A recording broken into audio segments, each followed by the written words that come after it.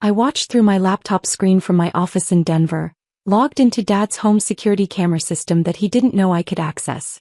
The buyers, two men in expensive suits and one woman with an iPad, were nodding enthusiastically.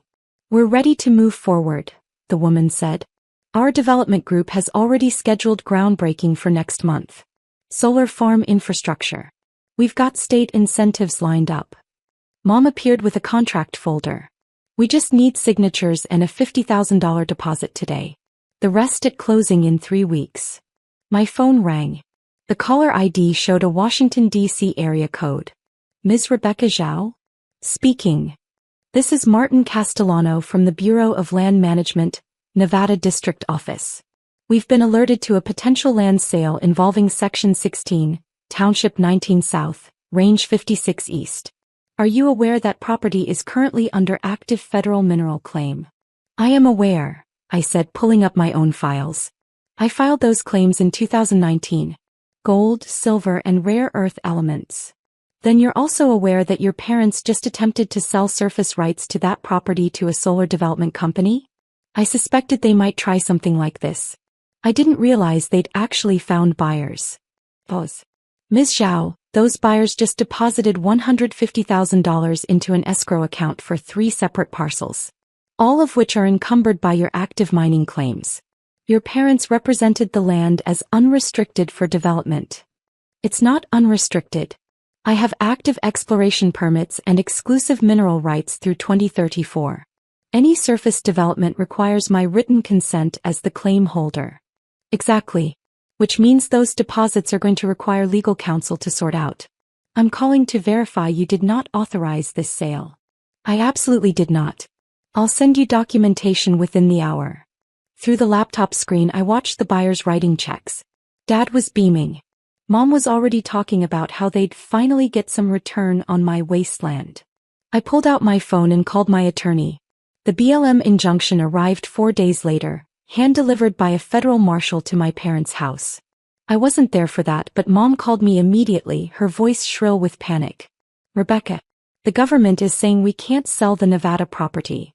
Something about mining claims and federal violations." "That's correct. You can't sell it because I own the mineral rights. Any buyer would need my permission to develop the surface, which I haven't granted." "You own mineral rights? It's just empty desert." "It's 640 acres with active gold and rare earth mineral deposits. I've had geological surveys done. The mineral rights alone are worth approximately $4.3 million. Silence. "Rebecca, we had no idea. You never asked. You assumed it was worthless because I'm not living on it. But I've been working with mining consultants for 5 years developing extraction plans. We already accepted deposits. $150,000 total. The buyers are threatening to sue. They probably will sue. For fraud. Because you sold them development rights you didn't have the authority to transfer." Dad grabbed the phone.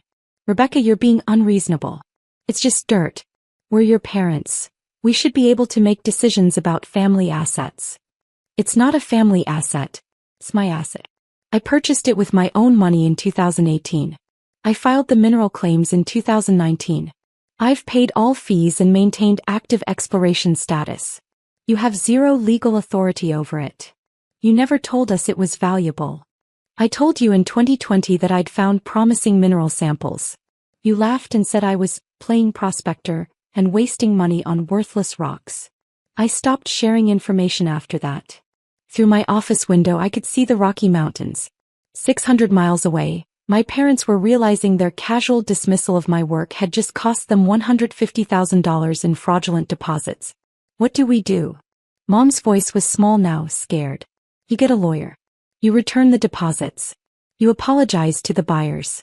And you never ever try to sell my property again." I hung up. The buyer's lawsuit arrived 2 weeks later. They were suing my parents for $380,000. The deposits plus projected losses from the failed development deal. They'd already spent money on permitting, engineering studies, and legal fees based on my parents' false representations. My parents tried to countersue me, claiming I'd hidden the mineral value to trick them. Their lawyer withdrew from the case after reviewing the BLM documentation showing I'd properly filed all claims and paid all fees. There was no hidden value, just value my parents had refused to acknowledge. Dad called from his lawyer's office, his voice tight with barely controlled rage. The buyer's attorney says we're liable for fraud. They want $380,000. We don't have $380,000, Rebecca. You should have verified ownership before accepting deposits. You're our daughter. We thought we were helping liquidate an unused asset. You thought you were making quick money off something you assumed was worthless. You didn't verify ownership, didn't check for encumbrances, didn't do any due diligence. That's on you. We could lose the house over this. The words should have hurt more than they did. But I'd spent 5 years listening to my parents mock my desert hobby, while I quietly built something valuable. Their potential loss felt like natural consequences, not tragedy. Then you should settle quickly, I said. Offer them a payment plan. Sell something. But don't expect me to bail you out of fraud charges you brought on yourselves. We're your parents. And I'm the geologist you've been calling a rock collector for a decade. The daughter whose career you dismissed as a phase. Maybe this will teach you that I actually know what I'm doing. The settlement took 3 months. My parents agreed to pay $280,000 over 5 years. The deposits plus the buyer's legal fees and lost opportunity costs. They had to take out a second mortgage on their house. During those 3 months, I received exactly one genuine apology. An email from Mom at 2 a.m., clearly written after wine and desperation. Rebecca, I'm sorry. We were wrong about everything. The desert land, your career, your expertise. We thought we knew better. We didn't. I don't know how to fix what we've broken. Mom. I didn't respond immediately. Instead, I drove to Nevada to visit the property for the first time in 8 months. The desert looked exactly as I'd left it. Harsh, beautiful, full of potential most people couldn't see. I hiked to the survey markers, checked the claim posts, and met with my geological consultant to review the latest core samples. The rare earth concentration is even better than we thought, Dr. Patterson said, showing me the spectrographic analysis. With current market prices, you're looking at $6 to $8 million in extractable minerals over a 20-year operation. Time to start the permitting process for actual mining? I'd say so. You've got enough data to attract serious mining company interest if you want to lease the extraction rights. Or you could develop it yourself with partners. I stared out at the desert, at the land my parents had tried to sell for $180,000. Land that contained millions of dollars in minerals they'd dismissed as worthless. Let's start permitting, I said. I want to develop this properly. 6 months later, I signed a partnership agreement with a rare earth mining company. They'd handle extraction. I'd retain 40% ownership and royalties. The initial development payment alone was $1.2 million. I used part of it to pay off my student loans. The rest went into expanding my geological consulting business. My parents' payment plan to the defrauded buyers was nearly complete. They'd sold Dad's vintage car collection and taken on additional work to make the monthly installments. The house was safe barely. Mom called on my birthday. Rebecca, I wanted to say, we're proud of you. What you've built with that property, your business. We should have listened. Yes, you should have. Can we rebuild? As a family. I thought about that for a long moment. About 5 years of dismissive comments and casual contempt for my expertise. About them trying to sell my property without permission. About only apologizing after they faced consequences. Maybe, I said finally. But it starts with you actually respecting what I do. Not just when it's profitable. Not just after it's proven. You need to respect my expertise even when you don't understand it. We will. I promise. We'll see. A year later, the mine's first production run yielded $840,000 in rare earth elements. My share was $336,000. The mining company projected 20 years of productive operations. My parents attended the ribbon-cutting ceremony, standing awkwardly at the edge of the crowd while Nevada's governor praised the mine's economic impact and environmental standards.